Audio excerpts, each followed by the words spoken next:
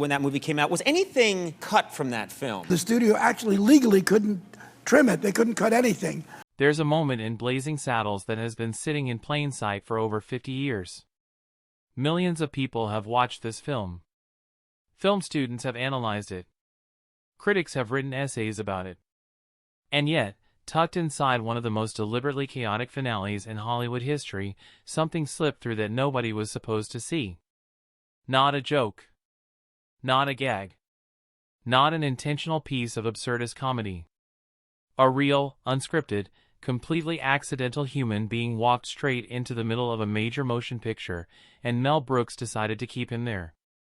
Once you know what to look for, you'll never watch the ending of Blazing Saddles the same way again. But to understand why this blooper matters, you have to understand the film that contains it. Blazing Saddles arrived in American theaters in February of 1974, and it landed like a grenade in a room full of people pretending everything was fine. America was exhausted. The Vietnam War had left a deep, ugly scar on the national psyche. The Watergate scandal had exposed the corruption sitting at the very top of the government. Richard Nixon was weeks away from becoming the first American president to resign from office. Trust in institutions had cratered. And into this atmosphere of cynicism and collective disillusionment, Mel Brooks released a Western comedy that used the old frontier myth as a vehicle to mock racism, expose political cowardice, and tear apart the polished, heroic image Hollywood had spent decades carefully constructing. The premise was deceptively simple. A greedy political operator convinces a bumbling governor to appoint a black man as the sheriff of an all-white frontier town, fully expecting the townspeople to revolt and abandon their land. What the scheme fails to account for is that Sheriff Bart, played with extraordinary precision by Cleavon Little, is smarter, cooler, and more capable than anyone gives him credit for. What begins as a cynical political maneuver becomes something genuinely subversive, a story about a black man outwitting an entire system designed to humiliate and destroy him. But Blazing Saddles wasn't just a story. It was a demolition project. Brooks and his co-writers, including the brilliant and fearless Richard Pryor, didn't want to comment on racism from a safe distance. They wanted to drag it out into the open, shine a bright and unflattering light on it, and make audiences laugh at how ridiculous the whole apparatus of bigotry actually was. The film used vulgarity, absurdism, and sheer audacity as weapons. Cowboys sat around a campfire passing gas in what became the first flatulent scene in mainstream Hollywood history. A villain repeatedly delivered Shakespearean-level speeches while being confused with a real-life actress. A tribal chief spoke fluent Yiddish. None of it was accidental. All of it had a point. Mel Brooks operated from a very specific creative philosophy, one that most studio executives found deeply unsettling. He believed that comedy was not something you engineered in a writer's room and then executed mechanically on a set. He believed it was something you discovered, in the moment, between actors, in the gap between what was scripted and what actually happened when real human beings started talking to each other. He encouraged improvisation. He welcomed accidents. He kept his cameras rolling past the point where other directors would have called cut. And when something unexpected happened that was funnier than what he had planned, he kept it. This approach gave Blazing Saddles a texture that was genuinely unlike anything audiences had seen in a studio comedy. Gene Wilder, who stepped into the role of the Waco Kid under genuinely chaotic circumstances after the original casting choice collapsed on the first day of filming, brought a loose, dreamy, semi-detached quality to his performance that no script could have produced.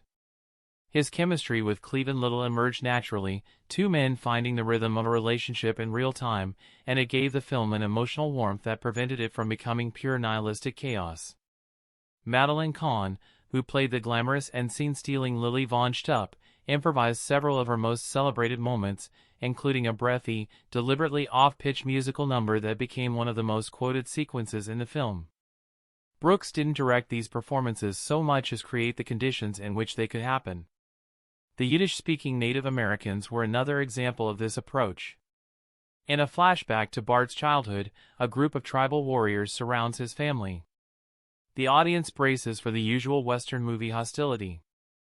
And then the chief, played by Brooks himself, begins speaking in fluent Yiddish. The warriors nod. One of them shouts something that sounds like a Sabbath greeting. The scene is jarring, surreal, and hilarious. But it's also making a point that cuts straight to the heart of what the film was doing. Hollywood westerns had spent decades portraying indigenous peoples as voiceless, menacing others. By giving them Yiddish, Brooks exposed just how hollow and fabricated those portrayals had always been. The joke is absurd. The observation underneath it is genuinely sharp. Even the film's opening credits contain this kind of layered subversion. The theme song was performed with absolute, unironic sincerity by Frankie Laine, a celebrated Western ballad singer with a powerful, deeply earnest vocal style. Brooks deliberately kept Laine in the dark about the nature of the film. Laine believed he was recording the theme to a serious Western epic. Every note he sang was delivered with complete conviction. And because the performance is so genuine, so committed, it creates a perfect ironic collision with the absurdist comedy that follows. The joke works precisely because Laine doesn't know it's a joke. None of this came easily.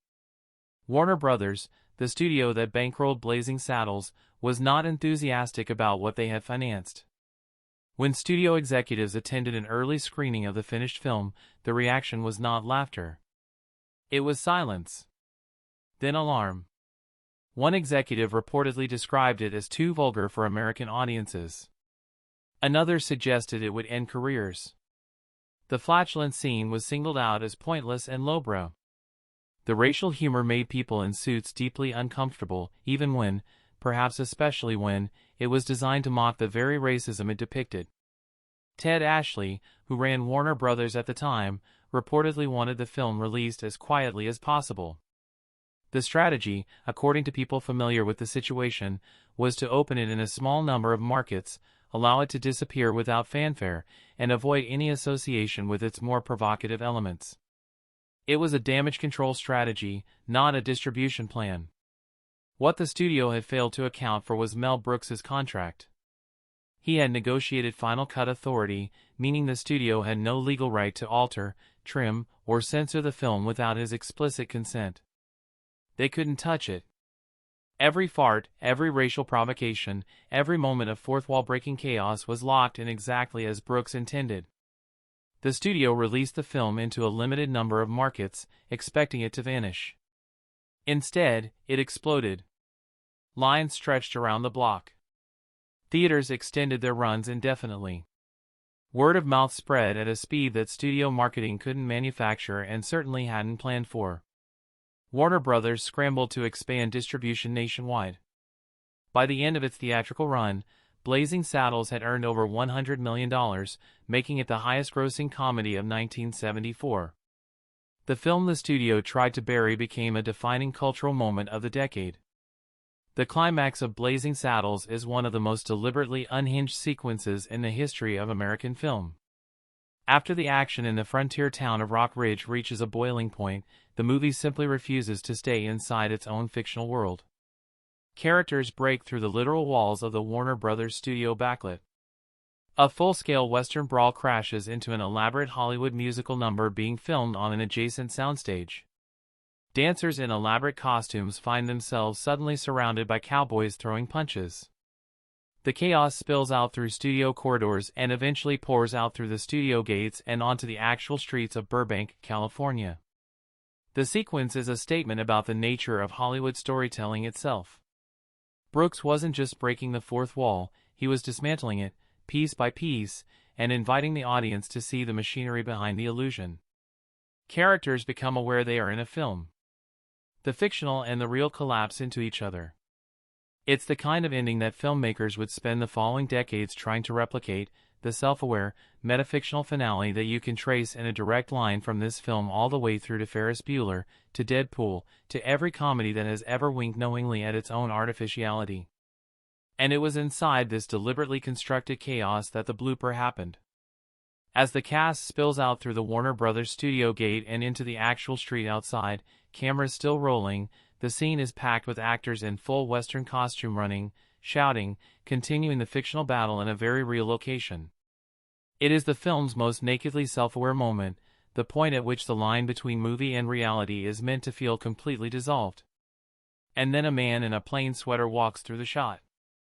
He is not in costume. He is not an extra. He has no role in the film.